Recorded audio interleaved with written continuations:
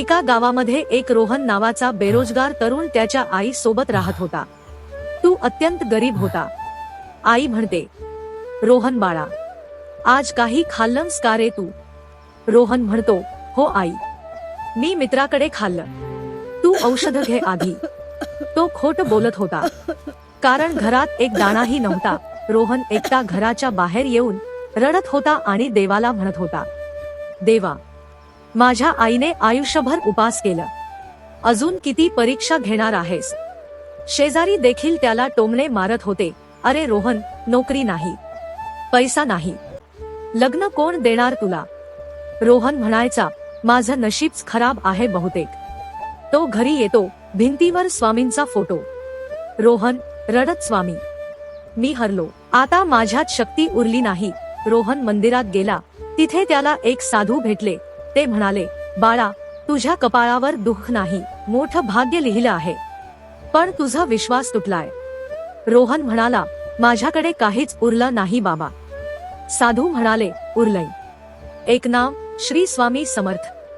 हा मंत्र जप. हा मंत्र म्हणजे आईचा हात डोक्यावर. रोहनचे डोळे भरतात.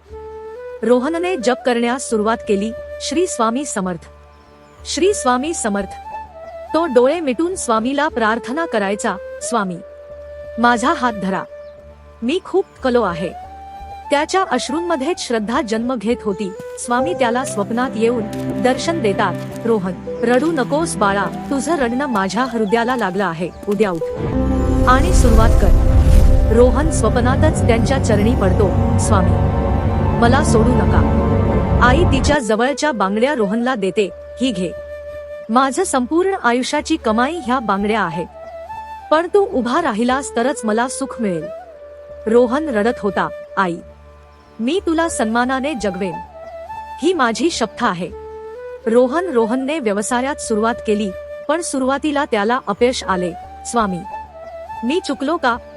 तुमच्यावर विश्वास ठेवला म्हणून माझी चूक झाली का? तो रडत बसतो. ठीक आहे स्वामी, तुम्ही तोडाल तर पुन्हा उभंही तुम्हीच कराल, मी जप सोडणार नाही. फोन वाजतो. त्याला एक मोठी ऑफर मिळते.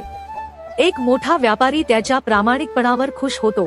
त्याला ऑफिसमध्ये बोलवतो आणि म्हणतो, तुझ्या मालात प्रामाणिकपणा दिसतो, मोठा कॉन्ट्रॅक्ट देतो. रोहन मनातच स्वामीला म्हणतो, स्वामी, तुम्ही आलात, मला कधीच सोडलं नाही. ऑफिसचे कर्मचारी रोहनला विचारतात, सर, आपण रोज मंत्र का म्हणता? रोहन हसून म्हणतो, कारण ही कंपनी मी नाही, स्वामी चालवतात, मी फक्त त्यांचा सेवक आहे. आता रोहन एक करोडपती उद्योगपती झालेला होता. त्याची मुलाखत, तुम्ही करोडपती झालात, कसम?